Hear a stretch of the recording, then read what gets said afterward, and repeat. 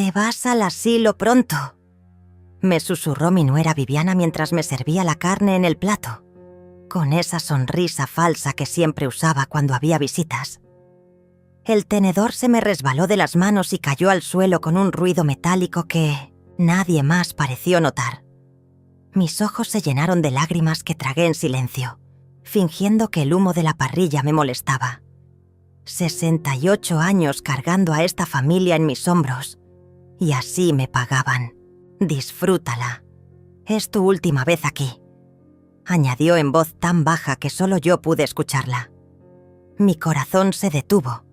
El mundo siguió girando a mi alrededor. Las risas de los invitados, el chisporroteo de la carne, la música de fondo. Pero yo me había quedado congelada en ese momento cruel. No era una amenaza vacía. Era una sentencia. Todo había comenzado tan normal esa mañana de domingo. Me levanté temprano, como siempre. Preparé el café que tanto le gustaba a Juan, mi hijo, y horneé esas galletas de canela que volvían loco a mi nieto Martín. La casa olía a hogar, a familia, a todo lo que había construido con mis propias manos después de quedarme viuda hace 10 años. Las cortinas blancas que yo misma había cosido dejaban entrar la luz dorada del mediodía, y los geranios del balcón parecían sonreír. Era uno de esos domingos perfectos que guardas en el corazón para los días grises. Juan llegó con Viviana y los niños alrededor del mediodía.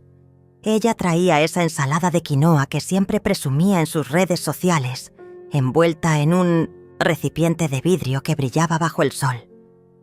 «Para ti, Cecilia», me dijo con esa voz melosa que usaba cuando quería impresionar a alguien. «Sé que cuidas tu salud». Debí haber notado algo raro en su mirada, una chispa extraña que no supe interpretar entonces. Los niños corrieron al jardín y Juan se fue directo a prender la parrilla, como cada domingo durante los últimos 5 años. Era nuestra tradición familiar, nuestro momento sagrado donde todos nos reuníamos alrededor del fuego y las historias. Viviana se quedó conmigo en la cocina, ayudándome a picar la cebolla para la ensalada. «Qué linda quedó la decoración del comedor», me comentó, tocando las nuevas cortinas que había comprado la semana anterior. «Muy acogedora. Debe ser caro mantener una casa tan grande, ¿verdad?» Su pregunta me sonó extraña, pero le resté importancia. «Es mi hogar», le respondí simplemente. «Lo vale». Ella sonrió, pero había algo frío en esa sonrisa que no logré descifrar en ese momento. La tarde transcurrió entre risas y conversaciones triviales. Los vecinos se asomaron por el cerco para saludar, como siempre hacían cuando el aroma de la parrilla se extendía por toda la cuadra. La señora Mercedes de al lado trajo sus famosos chorizos caseros y don Enrique apareció con una botella de vino tinto que había estado guardando para una ocasión especial. Mi casa se llenó de voces, de vida, de todo lo que más amaba en este mundo. Angelina, mi nieta de 16 años, me ayudaba a servir las bebidas. Era la única que realmente me miraba a los ojos cuando hablaba, la única que parecía verme como una persona y no como un mueble más de la casa. «Abuela, ¿estás bien?», me preguntó en un momento cuando me vio quieta junto a la ventana. «Te veo preocupada». Le sonreí y le acaricié el cabello. «Solo estoy cansada, mi amor. Nada más». Pero no era cansancio lo que sentía. Era una sensación extraña, como cuando el aire se vuelve pesado antes de una tormenta. Algo en el ambiente había cambiado. Algo que no podía nombrar, pero que me ponía nerviosa. Viviana y Juan intercambiaban miradas cuando creían que no los veía. Se susurraban cosas en la cocina que no alcanzaba a escuchar. Había una complicidad entre ellos que nunca antes había notado. Una especie de secreto compartido que me excluía completamente. Cuando me acercaba, cambiaban de tema abruptamente o fingían estar hablando de cosas intrascendentes como el clima o las noticias del barrio. El momento más extraño llegó cuando Viviana se ofreció a lavar los platos. Nunca, en 5 años, de matrimonio con mi hijo, se había ofrecido voluntariamente a ayudar en la cocina. Siempre tenía una excusa, que le dolía la espalda, que había trabajado mucho durante la semana, que los niños la necesitaban. Pero ese día insistió. «Déjame hacerlo, Cecilia. Tú has trabajado suficiente». Mientras lavaba, aprovechó para revisar los cajones de la cocina con disimulo. «¿Dónde guardas los recibos de servicios?», me preguntó casualmente. «Por si algún día necesitas ayuda con los pagos». La pregunta me tomó por sorpresa. «En Mintedesan, el escritorio del living», le respondí sin pensar mucho. «¿Por qué?». «Por nada especial», dijo rápidamente. «Solo curiosidad». Esa noche, después de que todos se fueron, me quedé despierta en mi cama pensando en todos esos pequeños detalles que habían quedado flotando en el aire como moscas molestas. Las preguntas de Viviana sobre los gastos de la casa, las miradas cómplices con Juan, su repentino interés por ayudar en la cocina. Algo no encajaba, pero no sabía qué. Era como armar un rompecabezas sin tener la imagen completa, solo piezas sueltas que no terminaban de formar un sentido. «Coherencia». Me levanté y caminé por la casa en la oscuridad, tocando las paredes que conocía de memoria, respirando el aroma familiar de mi hogar. Todo estaba en su lugar, pero yo sentía que algo había cambiado para siempre. Al día siguiente, Juan me llamó por teléfono más temprano que de costumbre. «¿Cómo amaneciste, mamá?», me preguntó con una voz extrañamente solícita. «Pensé que te habías visto un poco cansada ayer». Le aseguré que estaba perfectamente bien, pero él insistió. «A tu edad hay que cuidarse más. Tal vez deberías hacerte un chequeo médico completo». Sus palabras me cayeron como un balde de agua fría. Sus palabras resonaron en mi mente durante días como un eco perturbador. «A tu edad hay que cuidarse más». Nunca antes Juan había mostrado tanta preocupación por mi salud, y ahora de repente parecía obsesionado con el tema. Al principio, pensé que tal vez era amor filial tardío, esa culpa que a veces sienten los hijos cuando se dan cuenta de que sus padres están envejeciendo. Pero había algo en su tono, en la insistencia, que no me cuadraba. Era como si estuviera siguiendo un guión ya escrito, como si alguien le hubiera dicho exactamente qué decir y cómo decirlo. Los días siguientes fueron una sucesión de llamadas preocupadas. Viviana comenzó a aparecer por casa sin avisar, algo que nunca había hecho antes. «Vine a ver cómo estás», decía siempre con esa sonrisa que no llegaba a los ojos. Se quedaba horas husmeando por todos lados, fingiendo interés en mis plantas, en mis fotografías, en mis libros. Un día la encontré revisando mi escritorio mientras yo preparaba té en la cocina. «Disculpa», dijo sin el menor rastro de pena. «Estaba buscando un papel para apuntar el teléfono del médico que te recomendé». No había pedido ninguna recomendación médica, pero ella ya tenía todo preparado. Nombre, dirección, especialidad. Era un geriatra, por supuesto. La primera señal concreta llegó una semana después. Angelina vino a visitarme después del colegio, como hacía a menudo. Era mi refugio, mi única conexión real con la familia que había construido. Mientras tomábamos té con galletas en la cocina, me contó algo que me heló la sangre. «Abuela, ayer escuché a mamá hablando por teléfono con alguien sobre precios de residencias geriátricas». Sus palabras cayeron entre nosotras como una bomba silenciosa. «Pensé que era para su trabajo, pero mencionó tu nombre varias veces». Mi mano tembló al llevar la taza a los labios. «¿Estás segura, mi amor?». Angelina asintió con esa seriedad que tienen los adolescentes cuando entienden que el mundo de los adultos es más complicado de lo que pensaban. También dijo algo sobre acelerar los trámites porque ya era hora. Esa noche no pude dormir. Me quedé sentada en mi sillón favorito, el que había comprado cuando Juan tenía 10 años y que había sido testigo de tantas noches de desvelo, esperando que llegara a casa. Las mismas paredes que me habían dado refugio durante tantos años, ahora parecían susurrarme secretos oscuros. Cada ruido de la madera al contraerse, cada sonido de la calle, me sobresaltaba. Era como si mi propia casa hubiera empezado a conspirar contra mí. Al amanecer, tomé una decisión que cambiaría todo. Tenía que investigar qué estaba pasando realmente. Comencé por lo más simple: revisar mis propios documentos. Durante años había confiado en Juan para que me ayudara con algunos trámites bancarios, especialmente después de que me rompiera la muñeca el año pasado y me costara escribir. Le había dado poder para algunas gestiones específicas, nada importante, o eso creía yo. Pero cuando revisé mis papeles esa mañana, encontré documentos que no recordaba haber firmado. Autorizaciones para consultas médicas, permisos para obtener información de mis cuentas bancarias, incluso una copia de mi testamento que no tenía por qué estar ahí. Todo estaba prolijamente organizado en una carpeta nueva que no era mía. La revelación más perturbadora llegó cuando decidí revisar las redes sociales de Viviana. Nunca había sido muy activa en Internet, pero Angelina me había enseñado a usar su teléfono para ver Facebook. Lo que encontré me quitó el aliento.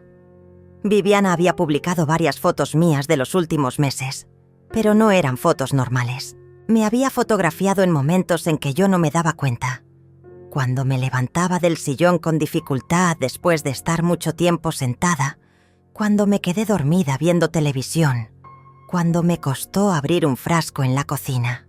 Todas las fotos estaban acompañadas de comentarios desgarradores sobre lo difícil que se había vuelto cuidarme, sobre su sacrificio diario, sobre lo preocupada que estaba por mi deterioro. Los comentarios de sus amigas eran predecibles. ¡Qué difícil situación! Tienes que pensar en ti también. Tal vez sea hora de considerar otras opciones. Pero lo que más me impactó fue descubrir una publicación de hace 3 días que decía: a veces el amor verdadero significa tomar decisiones difíciles. Mi suegra ha sido como una madre para mí, pero ya no podemos seguir fingiendo que puede vivir sola. Estamos explorando opciones para que reciba la atención profesional que merece. Es desgarrador, pero necesario. La publicación tenía docenas de reacciones de apoyo y comentarios aconsejándole sobre residencias geriátricas y cómo hacer la transición menos traumática. Viviana había construido toda una narrativa pública sobre mi supuesta incapacidad, y yo no tenía idea de que existía. El siguiente paso fue llamar al banco. Con voz temblorosa pedí hablar con mi ejecutiva de cuentas. «Señora Cecilia», me dijo con esa amabilidad profesional que usan cuando tienen malas noticias. «Su hijo estuvo aquí la semana pasada consultando sobre el proceso para obtener poder legal total sobre sus finanzas. Dijo que usted estaba empezando a tener algunos olvidos y que la familia estaba preocupada». Mis piernas se volvieron gelatina. ¿Qué tipo de consultas hizo exactamente? Quería saber qué documentación necesitaba para poder manejar sus cuentas sin su presencia. También preguntó sobre la venta de propiedades y cómo transferir fondos a cuentas de terceros. Colgué el teléfono con las manos temblando. La imagen completa comenzó a formarse en mi mente como una fotografía que se revela lentamente en el cuarto oscuro. No era paranoia, no era mi imaginación. Era real, concreto, documentado. Juan y Viviana habían estado planeando esto durante meses, tal vez años. Habían construido cuidadosamente una historia sobre mi incapacidad. Habían sembrado dudas sobre mi autonomía. Habían preparado el terreno legal y social para justificar lo que venía después. Y yo, confiada y ciega, les había dado todas las herramientas que necesitaban para destruirme. Esa tarde, cuando Viviana apareció con su visita sorpresa habitual, la recibí como siempre. Le ofrecí té, le pregunté por los niños, escuché sus quejas sobre el trabajo. Pero esta vez, cada una de sus palabras tenía un peso diferente. Cuando comentó que la casa era demasiado grande para mí sola, cuando sugirió que tal vez necesitaba ayuda con la limpieza, cuando mencionó casualmente que había visto un documental sobre residencias geriátricas muy modernas y cómodas, yo solo asentía y sonreía. Por dentro, sin embargo, algo había cambiado para siempre. Por dentro, algo se había roto y reconstruido al mismo tiempo. Era como si hubiera despertado de un sueño largo y confuso para encontrarme en una pesadilla muy real. Pero no era el tipo de despertar que te paraliza con miedo. Era el despertar de un animal que descubre que ha estado siendo cazado y decide convertirse en cazador. Esa noche, después de que Viviana se fue con sus falsas sonrisas y sus comentarios envenenados, me senté frente al espejo del dormitorio y me miré realmente por primera vez en años. Vi una mujer de 68 años con arrugas ganadas, honestamente, con manos que habían trabajado toda la vida, con ojos que habían visto demasiado pero que seguían siendo inteligentes. No era la anciana frágil y confundida que ellos querían que fuera. Era Cecilia, la misma que había criado sola a Juan después de enviudar, la que había levantado este hogar con su propio esfuerzo, la que había sobrevivido a pérdidas que habrían destruido a personas más débiles. Al día siguiente comencé mi propia investigación en serio. Si iban a jugar sucio, yo tenía que conocer todas las reglas del juego. Llamé a Enrique, mi vecino jubilado que había trabajado durante 30 años como contador público. «Enrique», le dije con una calma que no sentía, «necesito pedirte un favor muy importante». Le expliqué mi situación sin entrar en detalles dramáticos, solo los hechos fríos y concretos. Su silencio al otro lado de la línea fue elocuente. «Cecilia», me dijo finalmente, «he visto casos así antes. Lo primero que tienes que hacer es proteger tus activos. ¿Tienes todos tus documentos originales en tu poder?». La pregunta me cayó como un rayo. No lo sabía con certeza. Esa tarde, mientras Juan estaba en el trabajo y Viviana llevaba a los niños al colegio, registré mi propia casa como una detective.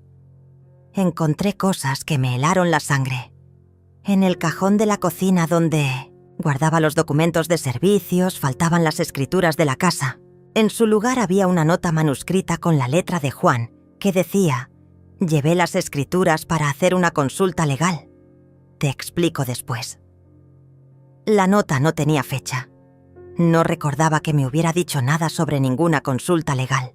En la caja fuerte pequeña que tenía en el armario, donde guardaba mi testamento original y algunos ahorros en efectivo, faltaban varios documentos importantes.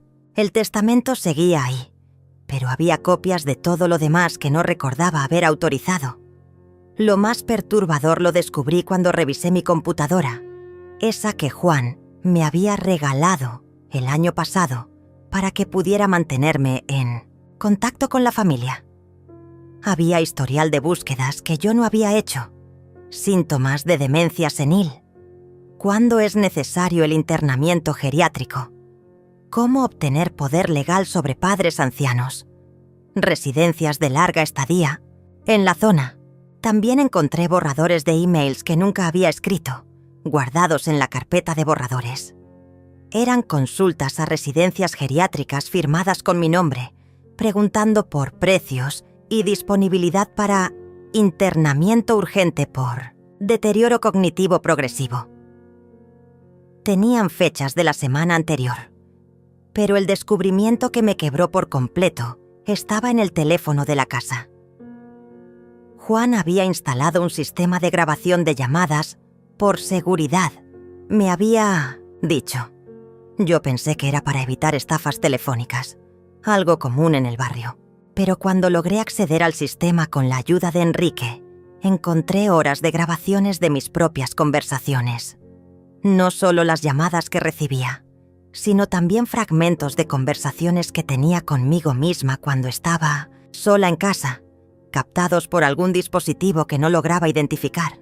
Había grabaciones de mí hablando sola mientras cocinaba, quejándome del dolor de espalda, incluso canturreos mientras limpiaba. Todo material que podía ser usado para construir un perfil de deterioro mental si se editaba de la manera correcta. La trampa era perfecta. Durante meses, tal vez años, habían estado documentando cada momento de debilidad, cada signo normal de envejecimiento, cada gesto humano que pudiera interpretarse como incapacidad. Las fotos en redes sociales, las grabaciones, los documentos médicos que habían conseguido a través de los permisos que yo había firmado sin entender completamente. Tenían un expediente completo sobre mi supuesta incompetencia para vivir de manera independiente. Y lo más cruel de todo era que lo habían hecho desde adentro de mi propia casa, usando mi confianza como arma contra mí. Esa noche, cuando Juan vino a cenar como si nada hubiera pasado, lo observé con ojos completamente nuevos.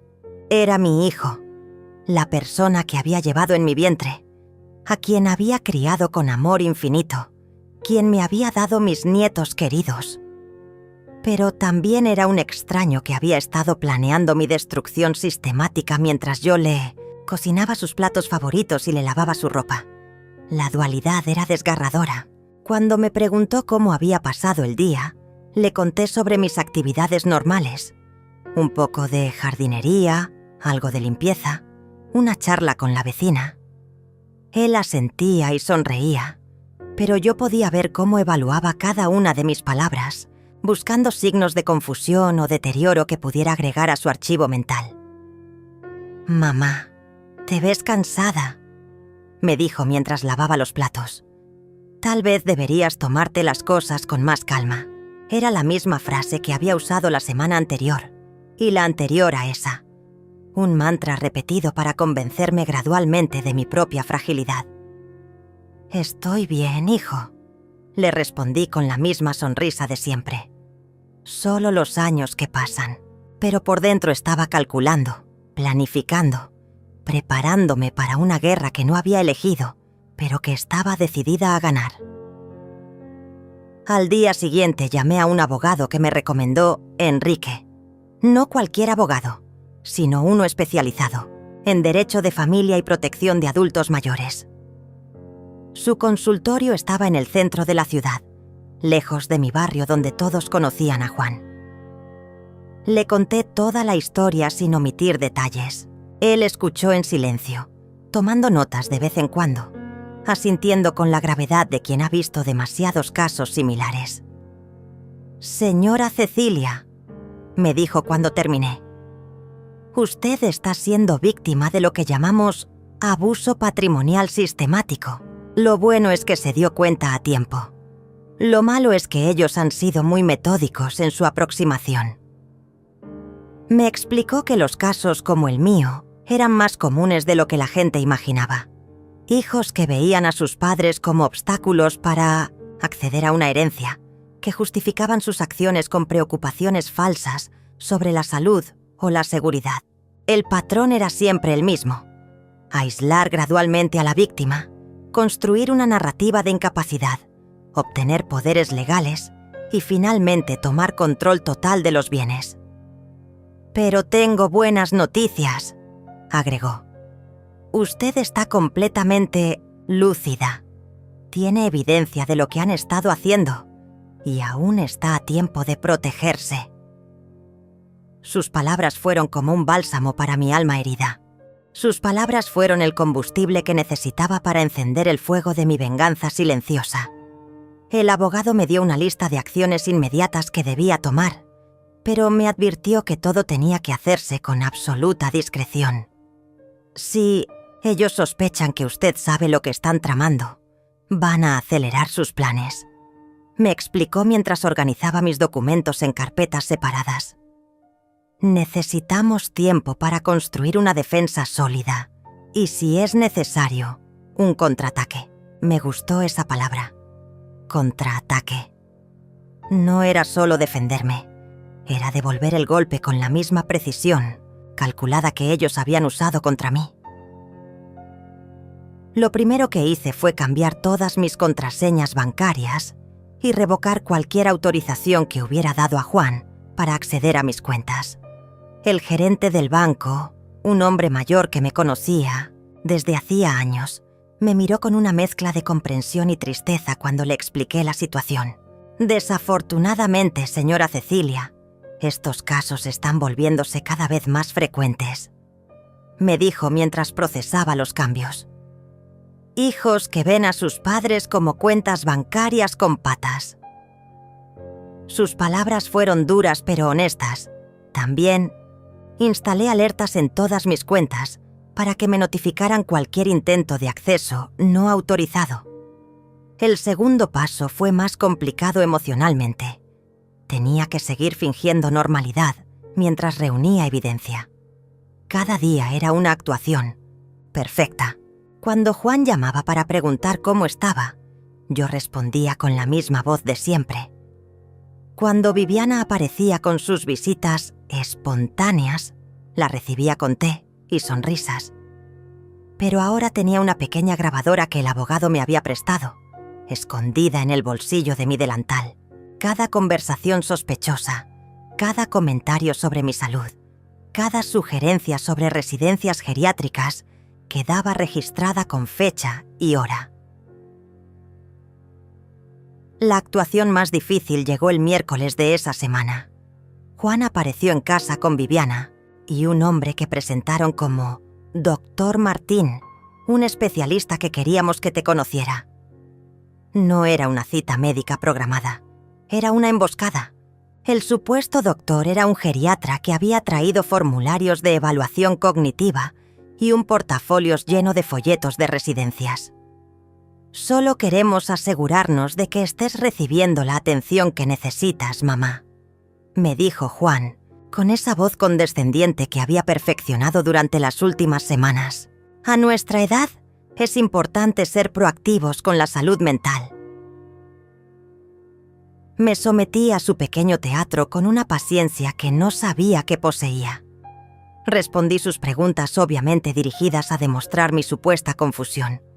Resolví sus acertijos, diseñados para mayores con deterioro cognitivo. Les permití que intercambiaran miradas significativas cuando fingí no recordar qué había desayunado esa mañana.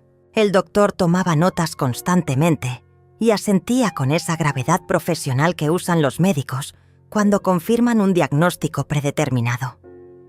Señora Cecilia, me dijo al final, veo algunos signos que me preocupan. Nada grave por ahora, pero definitivamente algo que debemos monitorear de cerca. Sus palabras sonaron como una sentencia médica fabricada a medida, pero yo tenía mi propia sorpresa preparada.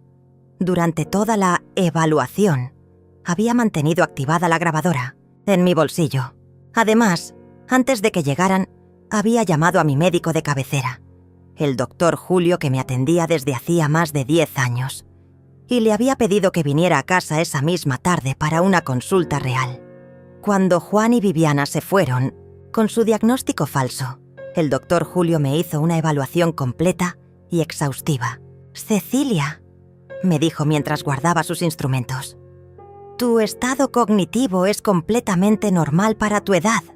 De hecho, estás mejor que muchas personas 20 años más jóvenes que veo en mi consulta. Me extendió un certificado médico, oficial, que confirmaba mi perfecta salud mental y mi total capacidad para tomar decisiones independientes. Esa noche, mientras revisaba la grabación de la visita del falso especialista, descubrí algo que me heló la sangre. Al final de la consulta, cuando pensaban que yo no podía escucharlos, Juan y el doctor habían intercambiado algunas palabras en la puerta.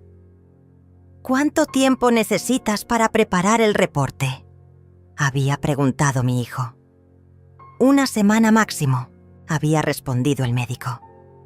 Con esto deberían poder iniciar el proceso de internamiento involuntario sin problemas. La palabra involuntario Resonó en mi mente como un gong siniestro. No solo querían internarme, querían hacerlo contra mi voluntad, usando documentos médicos fraudulentos. Los días siguientes fueron los más difíciles de toda mi vida. Tenía que mantener la fachada de normalidad, mientras por dentro me consumía una mezcla tóxica de rabia, dolor y determinación. Cada abrazo de Juan se sentía como el beso de Judas. Cada sonrisa de Viviana era una puñalada disfrazada de amor. Pero también había momentos de claridad absoluta, cuando sabía exactamente lo que tenía que hacer. No era solo mi futuro lo que estaba en juego, era mi dignidad, mi autonomía, mi derecho a decidir sobre mi propia vida. El viernes de esa semana llegó el momento decisivo. Viviana apareció más temprano que de costumbre, cargando varios folletos coloridos de residencias geriátricas. «Cecilia, quería mostrarte algunas opciones que hemos estado investigando», me dijo con esa falsa dulzura que ya no lograba engañarme. «Lugares realmente hermosos donde podrías recibir la atención especializada que necesitas». Los folletos mostraban jardines perfectos, habitaciones luminosas, ancianos sonrientes participando en actividades recreativas. Era el paraíso geriátrico según el marketing, pero yo sabía que detrás de esas imágenes idealizadas se escondía mi prisión. «Mira este», me dijo, señalando un complejo particularmente elegante. «Tiene servicio médico las 24 horas, actividades sociales, hasta un pequeño cine. Sería como vivir en un hotel de lujo». Sus ojos brillaban con un entusiasmo que no lograba ocultar completamente. No era entusiasmo por mi bienestar. Era la emoción de quien ve cerca la meta de una carrera larga y complicada. «Y lo mejor de todo», agregó bajando la voz como si me estuviera contando un secreto especial. «Nosotros nos haríamos cargo de todos los trámites. Tú no tendrías que preocuparte por nada». Le agradecí su preocupación y prometí pensarlo seriamente.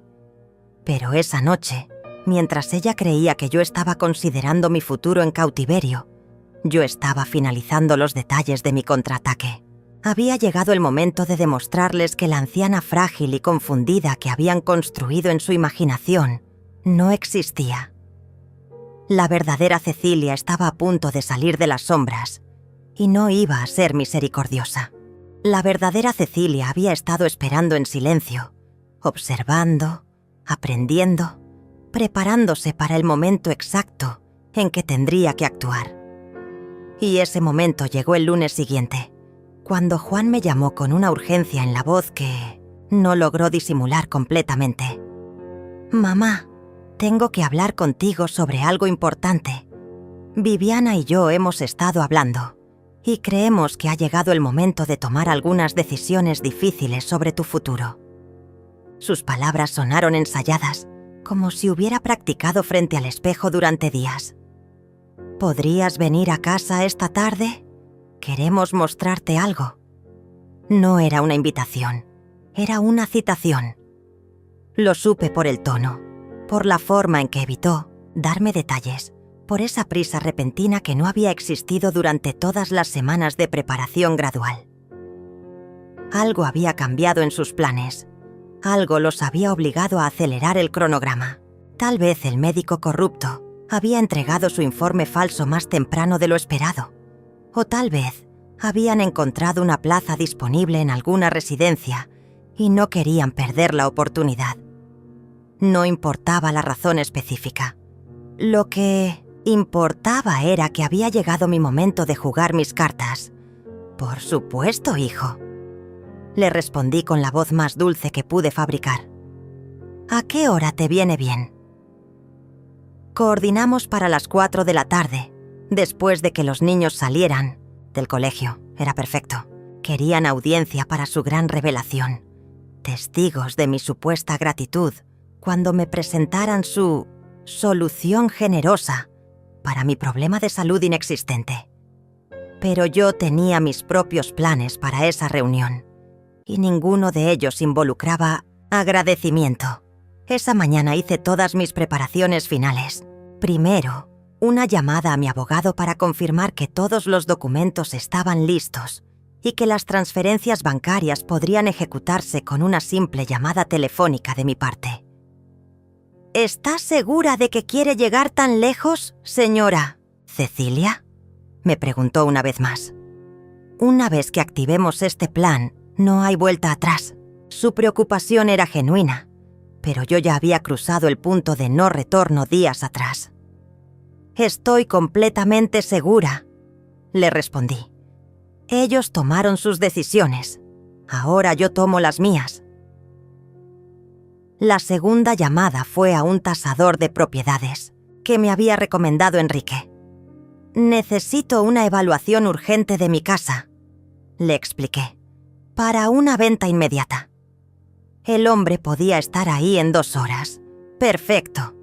La tercera y más importante llamada fue a una inmobiliaria especializada en ventas rápidas. ¿Cuánto tiempo necesitarían para cerrar la venta de una propiedad bien ubicada y sin deudas?, pregunté. Si el precio es atractivo y los papeles están en orden, podríamos tener una operación cerrada en una semana, me respondieron. Era exactamente lo que necesitaba escuchar. A las 2 de la tarde ya tenía la tasación completa de mi casa y una oferta preliminar de compra que superaba mis expectativas más optimistas. La propiedad que Juan y Viviana consideraban prácticamente suya valía mucho más de lo que habían calculado. Durante décadas, mientras ellos veían una casa vieja que requería mantenimiento, el barrio se había revalorizado silenciosamente. Mi pequeño hogar se había convertido en una inversión millonaria, y ellos no tenían idea. A las 3:30 me dirigí hacia la casa de Juan, con una serenidad que me sorprendió a mí misma. Llevaba en mi cartera todos los documentos que necesitaba: la tasación, la oferta de compra, las grabaciones transcritas de nuestras conversaciones, el certificado médico real y una carta que había escrito durante la madrugada anterior. Era una carta corta pero devastadora, donde explicaba exactamente lo que había descubierto y lo que pensaba hacer al respecto. No era una despedida dramática ni un reclamo emocional. Era un documento frío, factual, definitivo. Cuando llegué, la escena estaba perfectamente montada. Juan y Viviana sentados en el sofá de la sala, con una mesa llena de documentos, folletos de residencias geriátricas y lo que parecía ser un contrato ya preparado. Los niños estaban en sus cuartos, lejos de la conversación de adultos que estaba a punto de desarrollarse. Angelina me saludó con un abrazo más fuerte de lo normal, como si intuyera que algo importante estaba por suceder. «Te amo, abuela», me susurró al oído. Sin importar lo que pase. Sus palabras me confirmaron que ella sabía más de lo que había admitido anteriormente. «Mamá, siéntate por favor», me dijo Juan, señalando el sillón individual que habían colocado frente a ellos como si fuera el banquillo de los acusados. «Queremos hablar contigo sobre los resultados de la consulta médica de la semana pasada». Viviana tenía en sus manos lo que claramente era el informe falsificado del supuesto especialista. Sus ojos brillaban con una mezcla de triunfo anticipado y falsa compasión. Era el momento que habían estado esperando durante meses, tal vez años. «El doctor nos ha confirmado lo que ya sospechábamos», continuó Juan, adoptando ese tono condescendiente que había perfeccionado para estas ocasiones. «Tu estado cognitivo se está deteriorando gradualmente y ya no es seguro que vivas sola». Las palabras salían de su boca con una fluidez que delataba cuántas veces había practicado este discurso.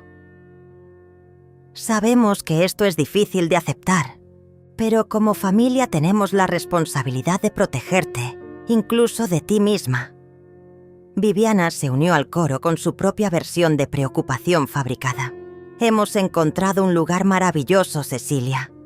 Un lugar donde vas a estar segura, donde van a cuidarte mejor de lo que nosotros podemos hacerlo en casa».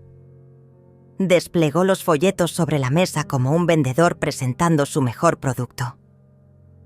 «Mira, qué jardines tan hermosos, qué habitaciones tan cómodas.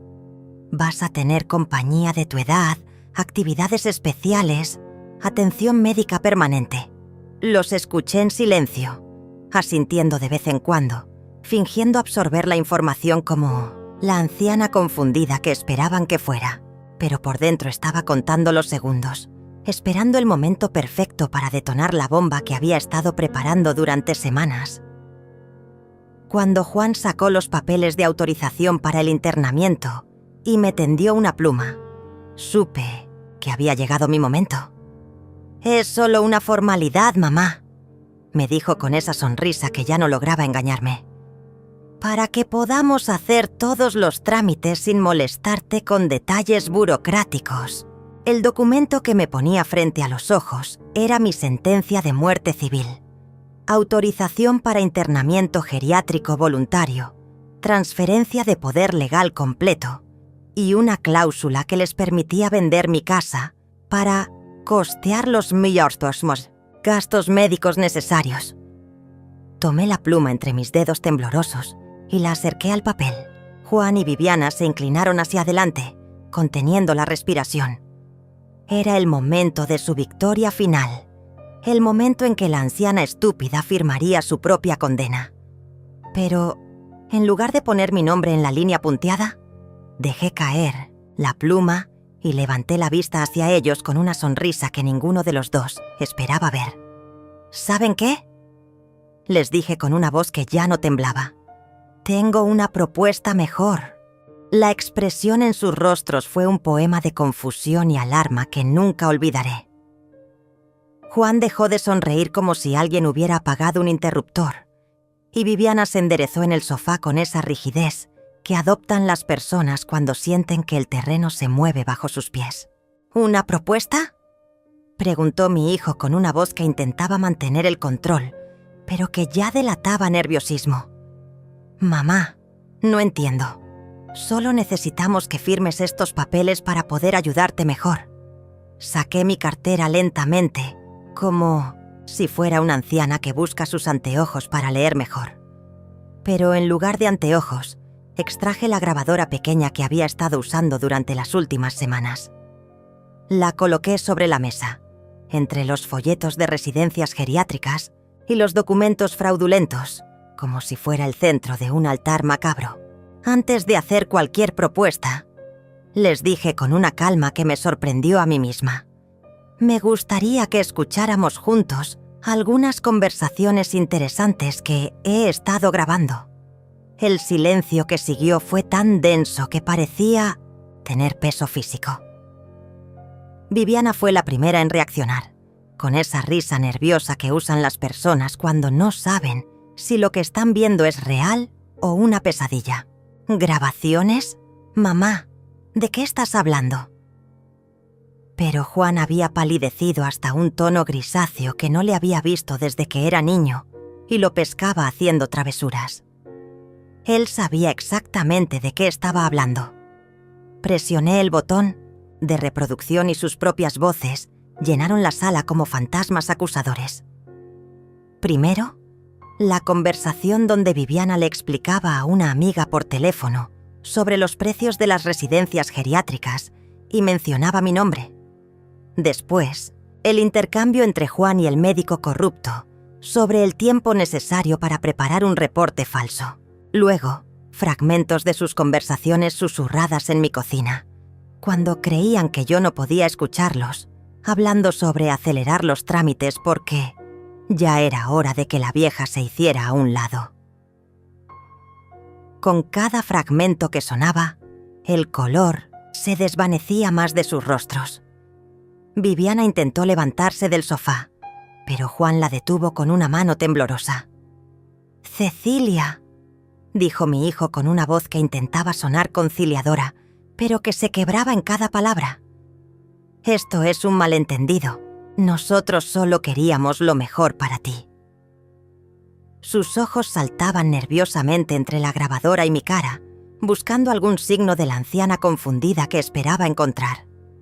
Pero esa mujer había muerto durante las últimas semanas y en su lugar había nacido alguien mucho más peligrosa. ¿Un malentendido?, repetí, sacando ahora el certificado médico del Dr. Julio. ¿También es un malentendido que trajeron a un médico corrupto a mi casa para que me diagnosticara demencia inexistente? ¿O que han estado accediendo a mis cuentas bancarias sin autorización? ¿O que planean internarme involuntariamente usando documentos falsificados? Cada pregunta caía sobre ellos como una piedra, y yo podía ver cómo se desmoronaba su castillo de mentiras cuidadosamente construido. Viviana intentó una última jugada desesperada. Se inclinó hacia mí con lágrimas que parecían auténticas brotando de sus ojos. «Cecilia, por favor, tienes que entender. Estamos preocupados por ti. A veces dices cosas extrañas.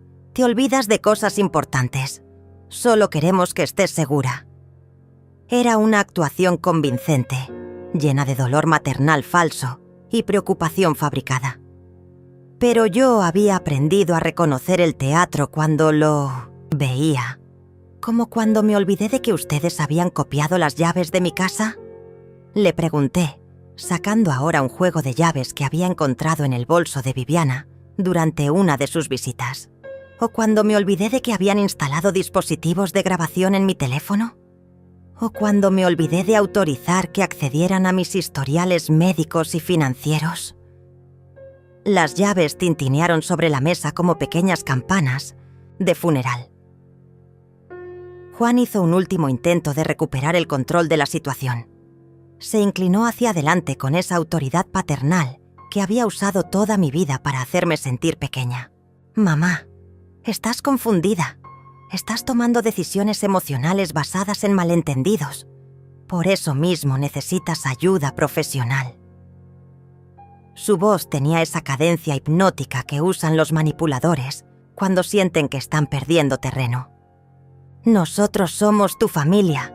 Jamás haríamos algo para lastimarte». Esa fue la gota que colmó el vaso.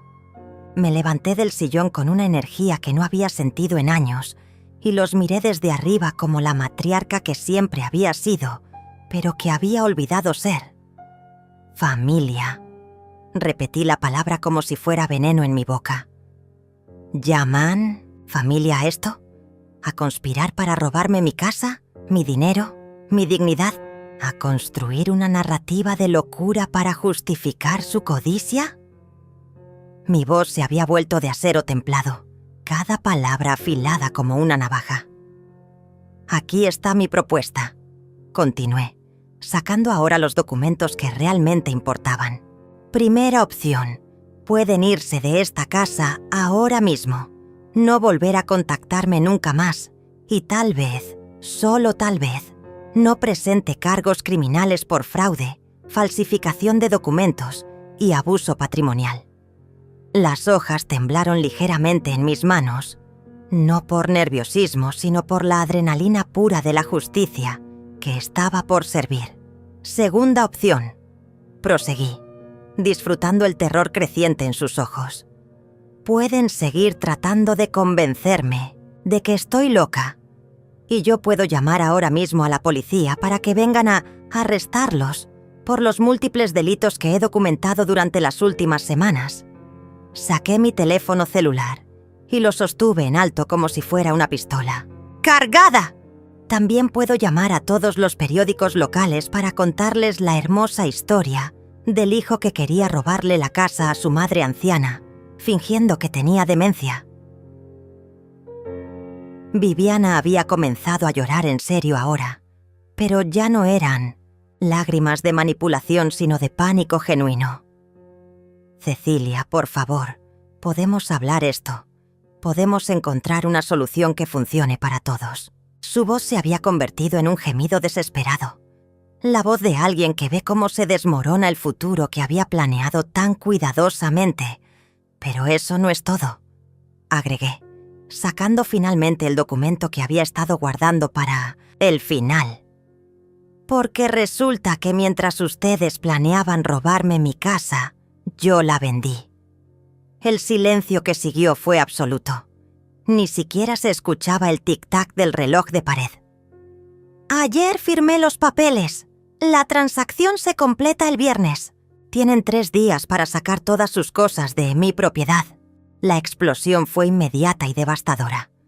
Juan se levantó del sofá como si le hubieran prendido fuego, con los ojos desorbitados y las venas del cuello marcándose como cuerdas tensas.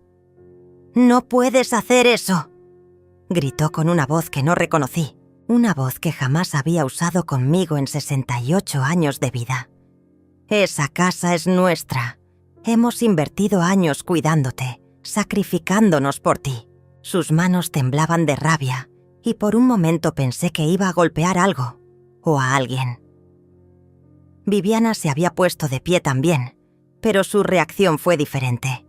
Se llevó las manos a la cara como si quisiera borrarse de la realidad, como si pudiera deshacer todo lo que acababa de escuchar cerrando los ojos con suficiente fuerza. «No, no, no», murmuraba entre sollozos que ahora eran completamente auténticos. «Esto no puede estar pasando. Nosotros no merecemos esto». Sus palabras sonaron patéticas incluso para ella misma. ¿Sacrificándose? Repetí la palabra de Juan con una calma que contrastaba dramáticamente con su explosión. ¿Llaman sacrificio a robar? ¿A mentir? ¿A construir una conspiración para declararme incapaz mental? Me acerqué a él hasta quedar a centímetros de su cara, y por primera vez en décadas, mi hijo tuvo que levantar la vista para mirarme a los ojos. El único sacrificio aquí lo he hecho yo, criándote solo después de que tu padre muriera, trabajando 2 empleos para que pudieras estudiar, dándote todo lo que necesitabas para convertirte en el hombre que creí que eras. La mención de su padre lo golpeó como una bofetada.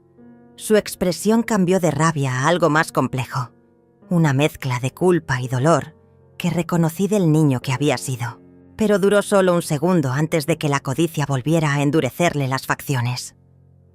«Papá habría entendido», dijo con una voz más baja pero igual de venenosa. «Él habría querido que cuidáramos del patrimonio familiar, que no dejaras que se perdiera por tus decisiones seniles». Esas palabras fueron como un puñal directo al corazón. Invocar la memoria de mi esposo muerto para justificar su traición era una crueldad que no había imaginado posible, ni siquiera después de todo lo que había descubierto. «Tu padre», le dije con una voz que empezó susurrando pero fue creciendo, hasta convertirse en un rugido. «Tu padre se estaría revolcando en su tumba si supiera en qué clase de persona te convertiste. Él trabajó hasta el último día de su vida para construir esta familia, para darnos este hogar, y tú lo único que sabes hacer es destruir». Viviana intentó intervenir con una última jugada desesperada.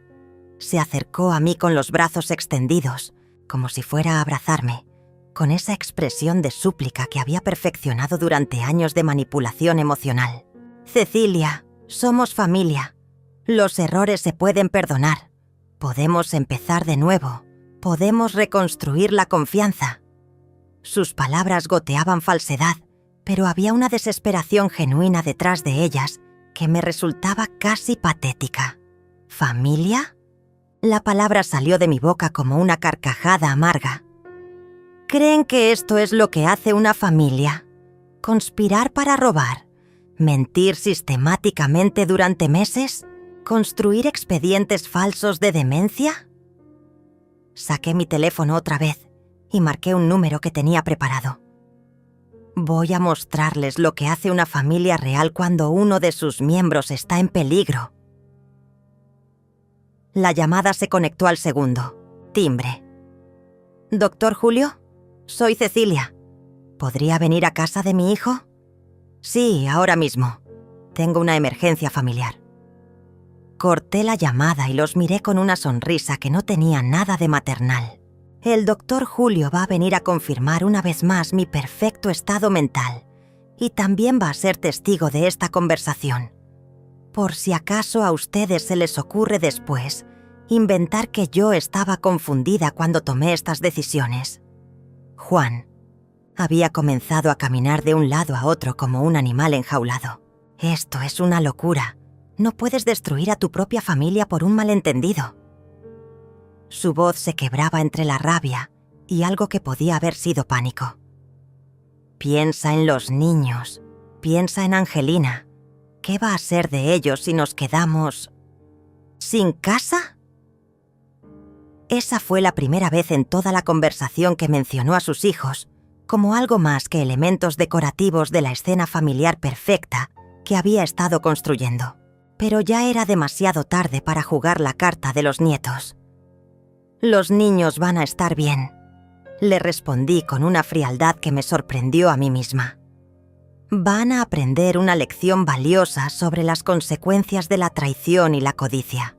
Y Angelina, mi querida Angelina, ya sabe toda la verdad porque ella fue quien me alertó sobre sus planes desde el principio». El silencio que siguió fue ensordecedor. Viviana dejó de llorar y se quedó mirándome con la boca abierta, como si no pudiera procesar lo que acababa de escuchar. Juan se detuvo en seco en medio de su caminata frenética. «¿Angelina sabía?», preguntó con una voz que era apenas un susurro ronco. «Angelina los escuchó planear todo desde el primer día», confirmé, disfrutando cada palabra como si fuera un vino añejado.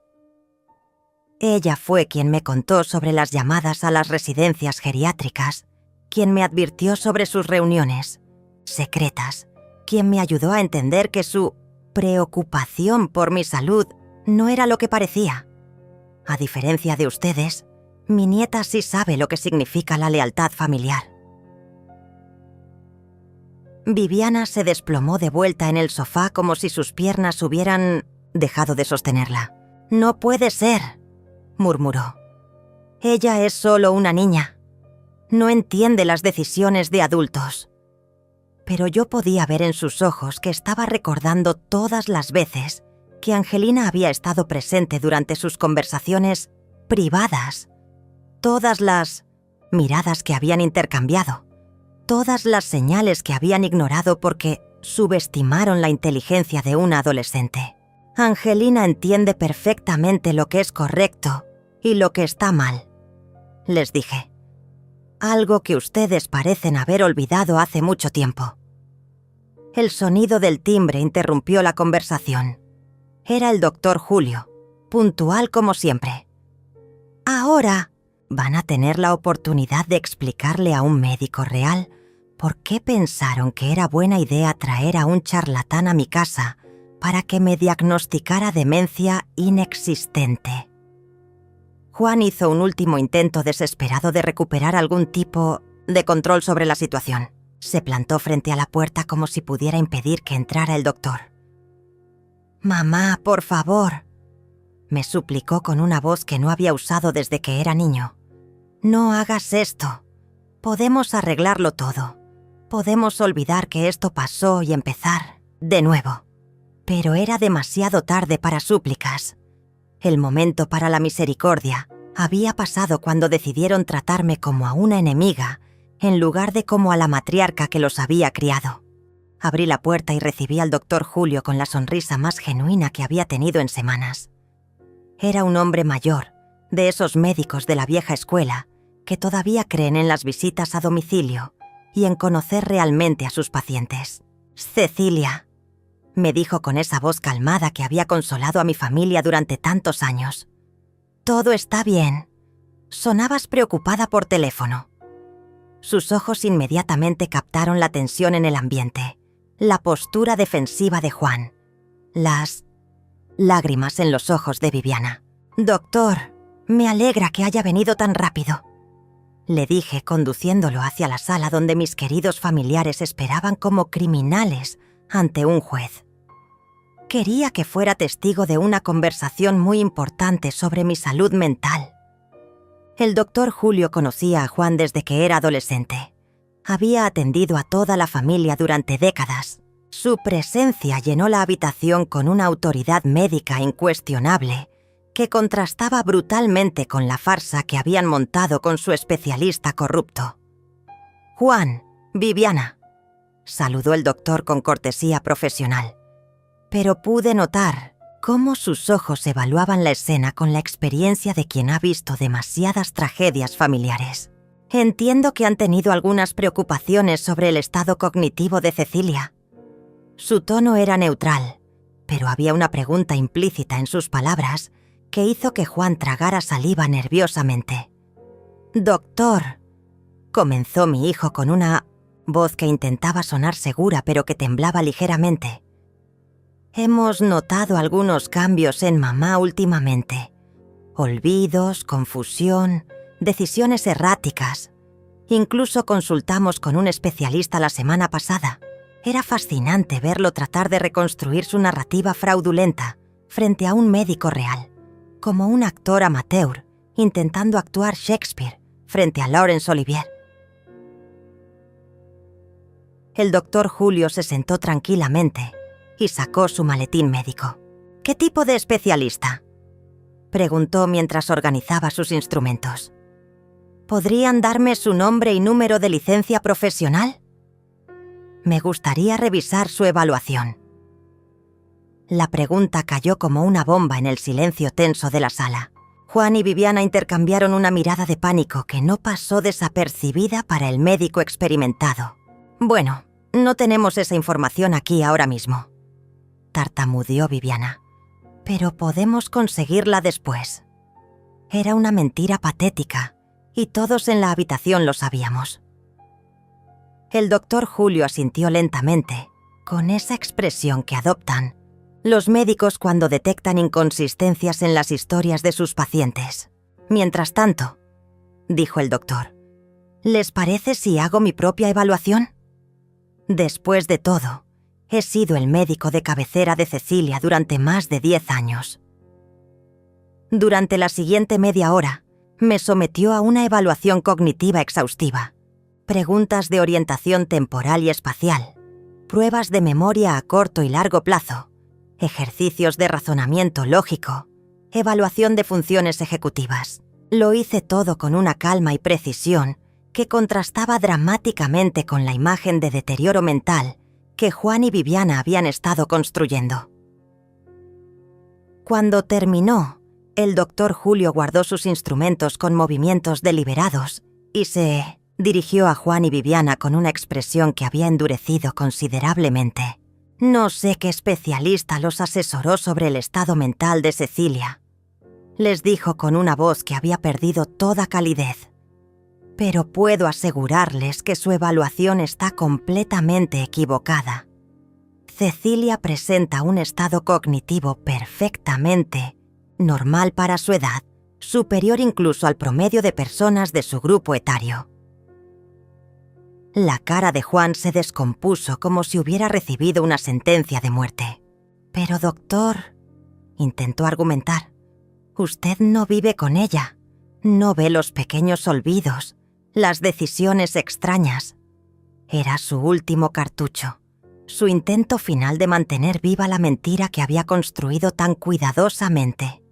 «¿Qué tipo de decisiones extrañas?», preguntó el doctor Julio con una curiosidad profesional que tenía bordes afilados. «¿Podrían ser más específicos?». Fue entonces cuando cometieron el error fatal.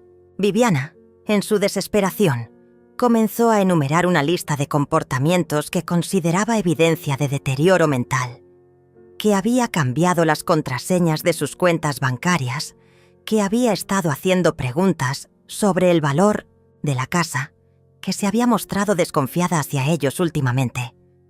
El doctor Julio las escuchó en silencio, asintiendo ocasionalmente, tomando notas mentales que pude ver reflejadas en sus ojos cada vez más fríos.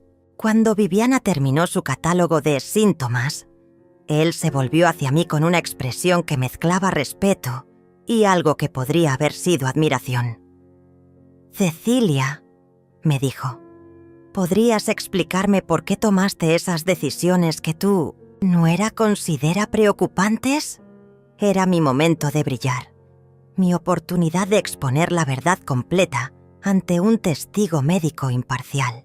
«Doctor», comencé con una voz clara y firme, «cambié las contraseñas de mis cuentas bancarias porque descubrí que Juan había estado accediendo a ellas sin mi autorización.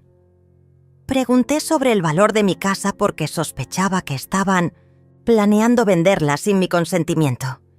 Y me volví desconfiada porque encontré evidencia de que habían estado construyendo un expediente falso sobre mi supuesto deterioro mental para justificar internarme involuntariamente en una residencia geriátrica. El silencio que siguió fue absoluto. El doctor Julio miró a Juan y Viviana con una expresión que había pasado de la curiosidad profesional a algo mucho más oscuro. ¿Es esto cierto?, preguntó con una voz que cortaba el aire como una navaja. ¿Han estado planeando internar a Cecilia contra su voluntad basándose en una evaluación médica fraudulenta? Juan intentó negar todo, pero su voz se quebraba con cada palabra. Doctor, usted no entiende. Nosotros solo queríamos protegerla. Ella no puede seguir viviendo sola. Es peligroso. Pero sus argumentos sonaban huecos incluso para él mismo. El doctor Julio había sido testigo de la evaluación más exhaustiva. Había confirmado mi competencia mental completa. Lo que entiendo, dijo el doctor con una autoridad que llenó toda la habitación, es que están describiendo lo que en medicina legal llamamos abuso patrimonial hacia adultos mayores. Lo que entiendo es que han intentado usar mi profesión para validar una mentira diseñada para despojar a una mujer competente de su autonomía y sus bienes. Sus palabras cayeron sobre Juan y Viviana como una sentencia judicial. Fue entonces cuando Viviana se quebró completamente. Se tiró al suelo frente a mí, literalmente de rodillas, con las manos extendidas en una súplica que era puro teatro desesperado. Cecilia, por favor, perdónanos. Cometimos errores, pero podemos enmendarlos. No destroces a la familia por esto. Piensa en los niños. Piensa en todos los años buenos que hemos tenido juntos. Sus lágrimas empapaban la alfombra, pero ya no me movían. Era demasiado tarde para arrepentimientos. Los años buenos terminaron el día que decidieron traicionarme. Le respondí sin moverme de mi lugar. Y en cuanto a los niños, ellos van a estar mejor lejos de padres que los están criando para ser mentirosos y ladrones. Las palabras eran duras, pero necesarias. El doctor Julio observaba todo con la gravedad de quien entiende que está presenciando el final de algo que alguna vez fue sagrado. El doctor Julio se levantó lentamente, guardó sus instrumentos con la solemnidad de quien ha presenciado una tragedia griega desarrollándose en tiempo real. «Cecilia», me dijo con una voz que mezclaba respeto profesional y afecto genuino, «si necesitas cualquier documentación adicional sobre tu perfecta competencia mental o si requieres testimonio médico para cualquier procedimiento legal, cuentas conmigo». Sus palabras fueron una declaración de guerra silenciosa contra la farsa que habían intentado construir a mi alrededor. Cuando se fue, la casa se sumió en un silencio que tenía peso y textura. Juan seguía de pie junto a la ventana, mirando hacia la calle como si esperara que apareciera una solución mágica para el desastre que había creado. Viviana permanecía en el sofá, ya sin lágrimas, con esa expresión vacía de quien acaba de comprender que ha perdido una guerra que creía tener ganada. Era el silencio de los derrotados, de quienes han jugado todas sus cartas y se han quedado sin opciones. «Tienen 3 días», repetí con una calma que contrastaba brutalmente con el caos emocional que los rodeaba. 3 días para sacar todas sus pertenencias de mi casa. Después de eso, cualquier cosa que quede será considerada basura y la mandaré al vertedero. Mis palabras cortaban el aire como sentencias inapelables. No había lugar para negociación. No había espacio para súplicas de última hora. Fue entonces cuando escuché pasos en la escalera. Angelina bajaba lentamente. Había estado escuchando todo desde su cuarto. Su rostro mostraba una mezcla compleja de dolor y alivio, la expresión de alguien que ha estado cargando un secreto demasiado pesado durante demasiado tiempo. Se acercó a mí y me tomó de la mano con una ternura que contrastaba dramáticamente con la frialdad que había llenado la habitación durante las últimas horas. «Abuela», me dijo con una voz que temblaba ligeramente pero que sonaba firme. «Lamento no haberte contado todo desde el principio. Tenía miedo de que no me creyeras. Tenía miedo de destruir la familia». Sus ojos se llenaron de lágrimas genuinas, las primeras lágrimas reales que había visto en esa casa en mucho tiempo. «Pero cuando te vi firmar esos papeles la semana pasada, cuando vi cómo te estaban engañando, no pude quedarme callada». La abracé con una fuerza que no sabía que conservaba. Era mi salvación, mi única conexión real con la familia que pensé que había perdido para siempre. «Hiciste lo correcto, mi amor», le susurré al oído. «La familia real se protege mutuamente, no se destruye por dinero». Juan nos miraba desde su rincón con una expresión que mezclaba dolor paternal y resentimiento hacia su propia hija, como si no pudiera decidir si estaba orgulloso o furioso con la joven que había destruido sus planes. «Angelina», dijo Viviana con una voz que intentaba recuperar algún tipo de autoridad maternal. «No entiendes las decisiones de adultos. Esto va a ser muy difícil para toda la familia». Era un último intento desesperado de manipular la situación, de hacer que la adolescente se sintiera culpable por haber hecho lo correcto. Pero Angelina ya no era la niña fácilmente manipulable que habían conocido. Se enderezó y miró a sus padres con una madurez que los sorprendió a todos. «Entiendo perfectamente», les dijo con una voz que no admitía réplicas. «Entiendo que querían robarle la casa a la abuela. Entiendo que construyeron mentiras sobre su salud mental. Entiendo que trajeron a un médico falso para que la declarara incapaz. Y entiendo que si hubieran salido con la suya, habrían destruido a la única persona de esta familia que realmente me ama». Sus palabras cayeron sobre Juan y Viviana como golpes físicos.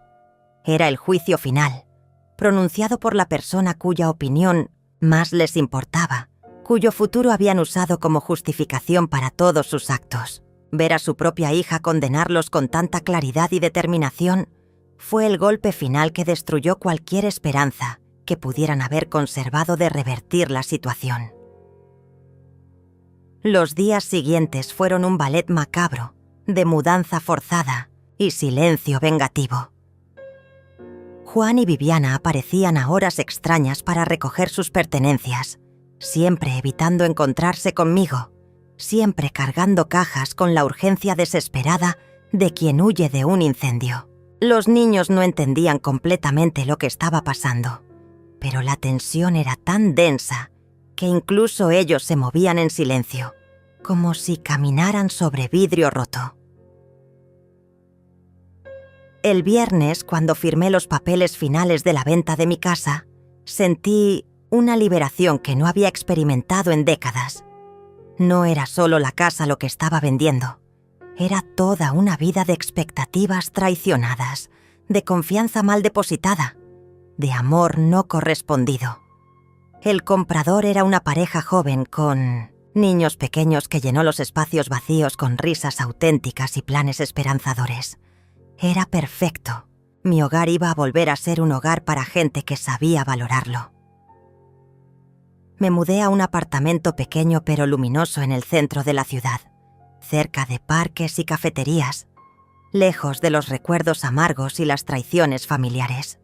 Angelina viene a visitarme todos los fines de semana. Cocinamos juntas, hablamos de todo y nada. Construimos una relación nueva basada en respeto mutuo y amor genuino. Ella es mi familia real ahora, la única que vale la pena conservar de los escombros de lo que alguna vez creí que tenía. Juan y Viviana intentaron contactarme varias veces durante los primeros meses. Llamadas telefónicas que no respondí, cartas que tiré sin abrir, mensajes desesperados a través de conocidos mutuos. Incluso llegaron a mi nuevo apartamento una vez, pero el portero tenía instrucciones estrictas de no dejarlos subir. Con el tiempo, los intentos se fueron espaciando. hasta desaparecer completamente. Supongo que finalmente entendieron que algunas traiciones no tienen perdón, que algunos puentes, una vez quemados, no se pueden reconstruir. Ahora, mientras escribo esta historia, sentada en mi balcón con vista al parque, viendo a Evangelina estudiar, en la mesa del comedor que compramos juntas, siento una paz que no había conocido en años. El té humea en mi taza favorita. Los geranios nuevos florecen en las macetas que cuelgan de la baranda. Y el teléfono está silencioso porque, finalmente, aprendí a rodearlo de personas que merecen mi tiempo y mi amor. Ellos nunca más tocaron mi nombre, y yo nunca más volví atrás.